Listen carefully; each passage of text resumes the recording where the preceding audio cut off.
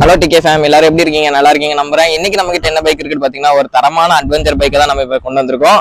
வாங்க இந்த அட்வென்ச்சர் பைக்கை பார்த்தோன்னே எல்லாருக்கும் என்ன நான் வரும்? விஜய் அந்த வாரிசு படத்துல ஓடினது, ஜவான் படத்துல ஷாருக் கான் ஓடினதான் நான் வரும். அந்த பைக்கை தான் நம்ம இப்போ கொண்டு வந்திருக்கோம். இந்த பைக்கோட full review, full technical spec எல்லாமே இப்ப வீடியோக்குள்ள போய் பார்க்கலாம். வாங்க இப்ப என்னோட வீடியோக்குள்ள போலாம்.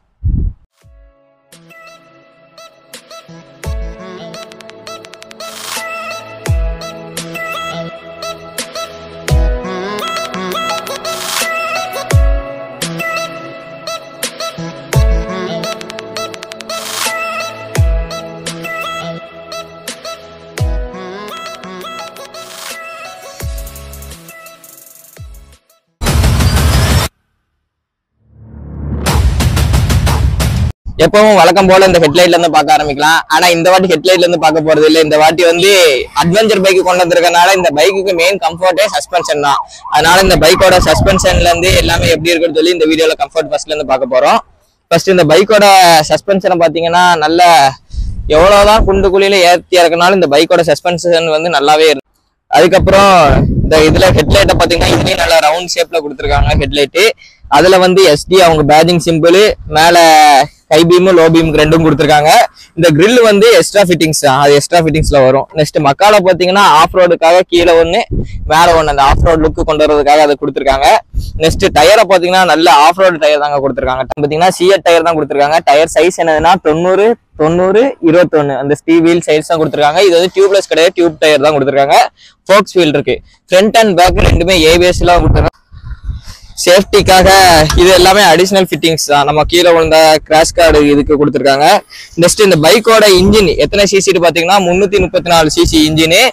இதோட டார்க் பெர்ஃபார்மன்ஸ்னா நெக்ஸ்ட் பார்க்கலாம். அதுக்கப்புறம் இந்த இடத்துல ரேடியேட்டர் கார்டு கொடுத்துருக்காங்க, நல்ல பெருசாவே கொடுத்துருக்காங்க எஸ்டி. அதுக்கப்புறம் இந்த பைக்கோட லுக்கே வேற லெவல்ல இருக்கு, அப்படியே அட்வென்ச்சர் லுக்கு, நல்ல கிரவுண்ட் கிளியரன்ஸ் கொடுத்துருக்காங்க. அதுக்கப்புறம் இதுல அட்வென்ச்சர் அவங்க லோகோ பேஜிங் கொடுத்துருக்காங்க.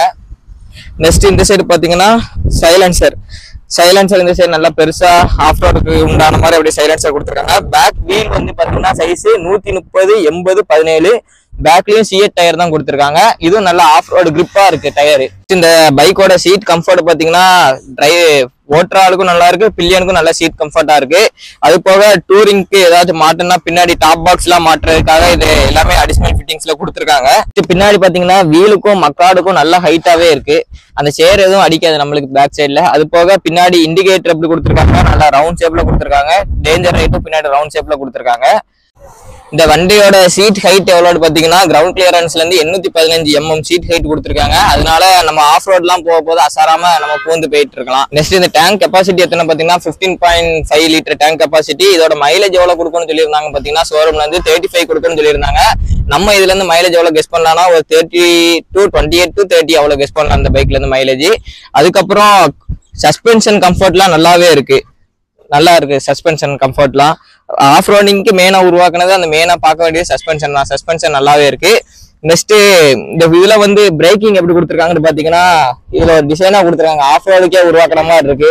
நம்ம ஸ்லிப்பர் வெறுங்காலெல்லாம் போட்டு பாதுகாப்பு ஓட்டிங்க அப்பெல்லாம் இதுல ஓட்ட முடியாது, நல்லா ஷார்ப்பான இது கொடுத்துருக்காங்க இந்த இடத்துல. இந்த பைக்கோட இன்ஸ்ட்ருமெண்டல் கிளஸ்டரை பார்க்கலாம். ஆன் பண்ணோடனே அதுல ஹாயிட் காமிக்கி, அதுக்கப்புறம் இதுல மேல என்ன காமிக்கிட்டு பாத்தீங்கன்னா petrol navigation, battery simple, ABS on off, neutral, வேற power, high beam low beam, indicator, இது வேற டெம்பரேச்சர் காமிக்கி இந்த பைக்ல.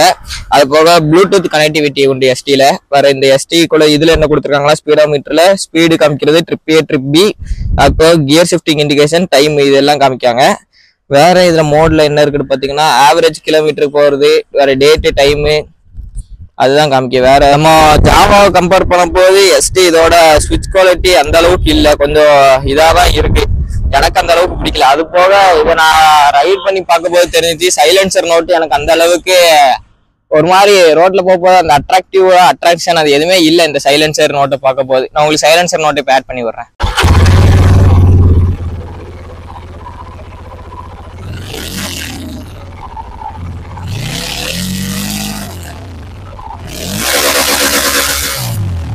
இந்த ஜாவா வேற எஸ்டி இந்த பைக்லோட மெயின் அட்வான்டேஜ் என்னன்னு பாத்தீங்கன்னா இதுல வந்து சார்ஜிங் டைப் வந்து 2 டைப்ல கொடுத்துருக்காங்க. ஒன்னு வந்து யூஎஸ்பி டைப், இன்னொன்னு வந்து டைப் சி. 2 டைப்லயும் நீங்க சார்ஜிங் பண்ணிக்கலாம். அதுவும் ஸ்பீட் சார்ஜர் தான் கொடுத்துருக்காங்க நம்மளுக்கு இதுல.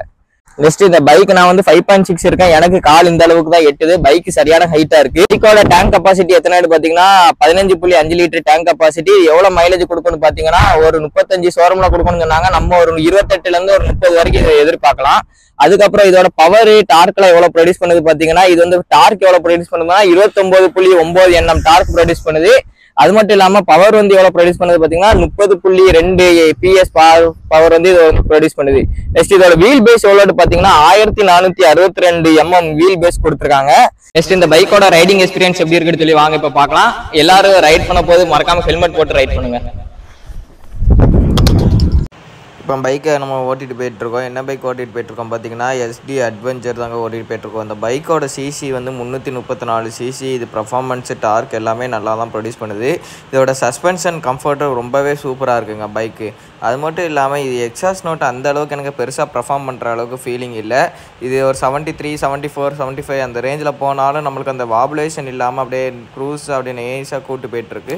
நீங்கள் அடிக்கடி டூரிங் போவீங்க அந்த மாதிரி இதில் இருந்துச்சுன்னா மறக்காமல் இந்த பைக்கை உங்கள் பக்கெட் லிஸ்ட்டில் ஆட் பண்ணிக்கோங்க. அது மட்டும் இல்லாமல் இதில் மெயின் அட்வான்டேஜாக டைப் சி போட்டு அந்த சார்ஜிங் போட்டு ரெண்டுமே கொடுத்துருக்காங்க.